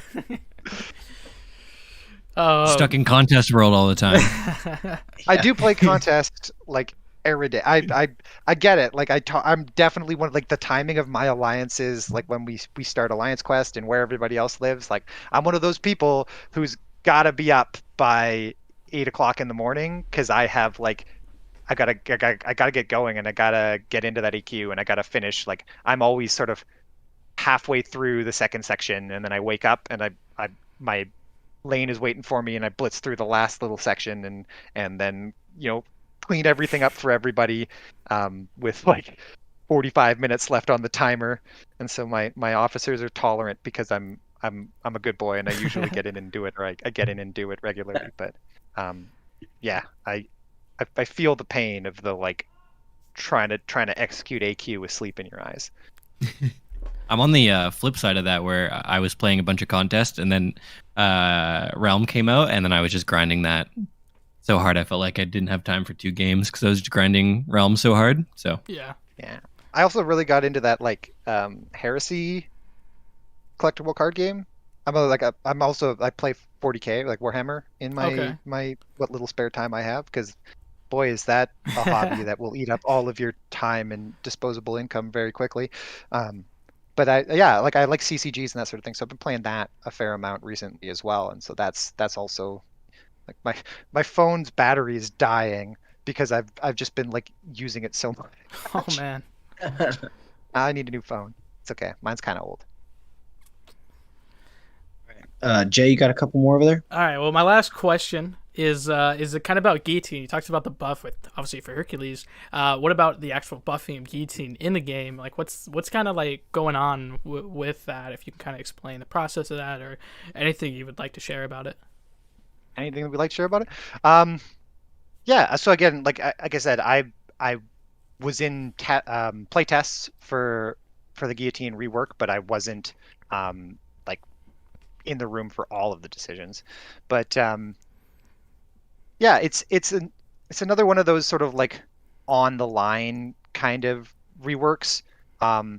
We're trying to be sort of measured with them, right? Like we want to buff the characters up. We want them to be good, but also we want to be careful we don't create a ton of more problems as Okay. well. So we've had some of the reworks be really strong, like maybe a little too strong sometimes. And so we also want to compensate and like keep them like usually when there's an amount of variance, right? We do everything we can to reduce the drift, right? But ultimately there's still an element of like we think it's going to land here. I'm I'm moving my finger around my desk like you have any idea what I'm doing right now. But so we sort of shoot for like a middle of the road, and sometimes we end up a little bit higher than what we thought we were going to do, and sometimes we end up a little bit lower, but we try and Okay. pick sort of a middle ground to allow for room to deviate in both directions. And we're also trying not to be super reactive if we don't have to. So like we want to be responsive when we think or when you think the community thinks that we sort of missed the mark on something like that. But also, it doesn't come without a cost either. Like when we had to like redo Hood's rework, it came at the expense to some extent of like some of the other work that we wanted to do, and so you have to shuffle the schedule around a lot. So there's like real world motivations to not upset that schedule if you don't have to. And so we did meet about what should we do with the guillotine rework? Do we need to swing back around and buffer again, or is she okay where she's at? And so of course, like we never want the response to be sort of tepid or lukewarm, but also we do want to give her time to settle out and make sure that we're not reacting before she's really hit her maximum potential, and then also we also want to be careful that we're not setting the expectation even more that like every single rework champion is supposed to come out as like hugely overpowered or like massively devastating, right? Right. So we're trying to walk the line there. We have a lot of like it's hard for us, especially on guillotine. Like, she is one of our characters. Like we have guillotine like all over the studio. The first one. She's sort of a figurehead for contest in a lot of ways. Her and Civil Warrior. So we feel the motivation and we feel the pressure to like make her crazy. We're really trying to make decisions for like 2 or 3 years from now, right? We're really trying to make decisions that don't accelerate a power creep that we don't want or we're not ready for. We're trying to keep every champion in the game interesting in their own way, and sometimes it works perfectly and sometimes it doesn't. But so that's sort of where we came to with guillotine, is that could she have come out a little bit spicier? Yeah, probably. Is she like non-viable as a champion in her current state? I don't think that's true either. So I don't want to like say that we'll never look at her again and we'll never change her again. Because inevitably, if I was to do that, then somebody else would take the decision to do something about it tomorrow, right? So I don't know, maybe I should say that then. But we're trying to keep things measured. We're trying to take a long view of champion reworks and champion launches as well. So we don't want to get into a place where we just buff everybody up all the time, because that has all sorts of knock-ons. That has all sorts of long-term considerations to deal with. There's a ton of content already in the game that was benchmarked against sort of a specific power curve. And we don't really want to just like jump characters way above that curve either. So, yeah, I understand the reactions, but I also was one of the voices in the room saying, I think this is a wait and monitor situation, not an immediate react sort of situation. Okay. Definitely a response I was interested in hearing, so that's really cool. We'll see what happens, I guess. Yeah. And I mean, ultimately, like we hope that we've done a better job of communicating back and forth with the community, in the last while, and over time, we hope we're just getting better and better and better. So, I personally hope something like the Hood rework having to be redone does show that we are listening, and we're not trying to take a just sort of like it or lump it, cram it down people's throats sort of approach. That we can't do everything, and so we're trying to pick our battles and spend people's time and capacity in the places where we think ultimately it will generate the most good for the game as a whole. And if we have to go back and rework something, if we really think or it's pointed out to us that we made a mistake, then we're open to hearing those things and going back later if we have to. Very nice. So Jay, if you don't have anything else, I think I've got a couple more questions. So you've talked about spending in game. Do you buy like deals in game for like the black ISO market and stuff like that? The sigil. Yeah. I don't spend super aggressively. But I buy the unit cards. I I hoard my units up for July 4th, Black Friday, that sort of thing. So I try and get like the best bang for my buck that I can. I'm no whale. I'm not I don't spend that much. And I try and sort of keep myself in check there. I want to have an experience in the game that is reflective of sort of the average player. I think that understanding and being able to empathize with the sort of day-to-day problems and where the real progression walls are and what the pinch in the economy at the different key progression points really is and that sort of thing. It's important that the design team doesn't get too separated from those day-to-day challenges of the players. Very nice. That was his kid, I'm guessing. Yeah, that's my son. He's right across from me. Okay, I'll ask a question since Jim just asked it. He says, which champ besides Guillotine were you hoping to win that vote? Side Guillotine. Who else was in that vote? Ant-Man, Joe Fixit, Agent Venom.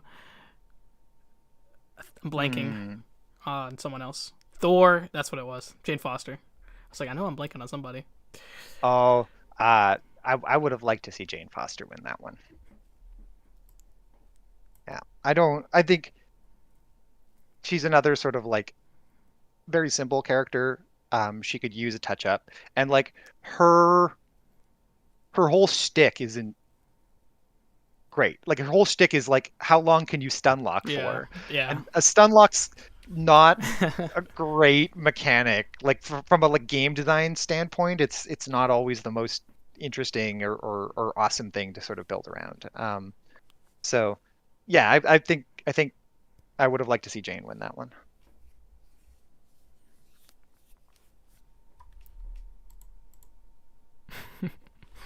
I was going to type this, but I'll just say it. I was watching, speaking of other content creators and Jane Foster, I watched a bunch of videos that Karate Mike made about Jane Foster, and it gave me like a whole new appreciation for her as a champion, and it just made me want her to win that more to see a little bit of love for her. I gotta go watch those videos then. Yeah, I remember that one. No, don't send it to me tomorrow. Send it to me on Tuesday.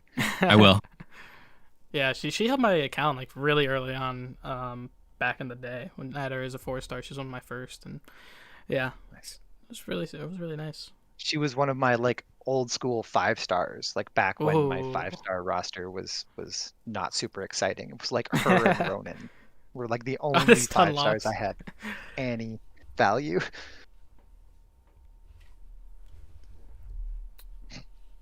All right. Is that it? Just, I'm out of questions, man. I'm okay. All right. If that's it, then we can go ahead and wrap it up then. right. I want to thank Kabam Ein and Kabam Thel for joining us. You guys have definitely shed a lot of light on us for sure from Kabam. I want to thank everybody in chat. Thank Jay for streaming us on YouTube and Twitch. You're welcome. Man. Yeah, thanks guys. That was an awesome interview, and I appreciate you guys coming by. Well, Thanks for having us. Thanks so much for having us. Yeah, this is really cool. This is not something we get to do very often, or I maybe Thel gets to do it a little bit more than I do. Different job titles, right? But like I said, it's not often that video game designers get to sort of directly It's a sort of directly Corvus Glaive replacement is what I'm laughing at. Sorry, CGR. Yeah. I actually just put that together now. Like I've seen Corvus Glaive replacement float around a few times, but I only just now put the acronym together. So do with that what you will. But yeah, I do really appreciate chatting with you guys. It's super cool to like talk with other people who are as excited and as passionate about the project you're working on as you are, right? Yeah, totally. I had a great time just hanging out and listening to Ein talk because it is just as interesting for me and informative for me as a community member to do it. We So should thanks so much for probably having us. involve you in some more meetings then. I've been working on a different project, but that's still, it's so nice to listen and to hang out with the community. It's been great. Thanks so much for having us. You're welcome, man. And next week we'll have another Kabam employee, so that'll be awesome as well. Just get more insight on the game. Oh yeah, who's coming up next? You want to announce it, Jay? Yeah. Now who's asking for spoilers? Ooh, spoilies. Now the tables have turned. Hey. The turns tables. We're gonna have Shovel Daddy live ops. Ooh. Yeah. Oh no way. Yeah, so that'll be fun. That was Amazing. I'm really excited because I think that's so cool. You talked about like live ops a little bit in this interview, so I was like, oh, does anyone know? Does anyone know? What did I say about live ops? I always said nice things about live ops. I really like our live ops team. It's full of very nice people. Yeah, they're awesome. You're just saying it's alive. That's all. I think. Oh yeah. Well, that's part of it, right? Like live ops are the live operations team. That's what Right. live ops stands for, right? So Yeah. Oh, sorry. Real quick, Kabam Tip said Joe Fixit would have been their pick. So I forgot to say that. Oh, tipped. Yeah. Hey, tipped. He's on the YouTube. Yeah. I appreciate that. on the YouTubes, yeah. There's a couple of like hardcore Fix-It fans in the studio. YOLO. Yeah, just a little bit, eh? Yeah. Also on the live ops team. Yep. Also on the live ops. All right. Okay. Awesome. Thank you guys again for joining us. And this will conclude another episode of XN Interviews. Woo! Have a good night, everybody. One Thanks, year, everyone. baby.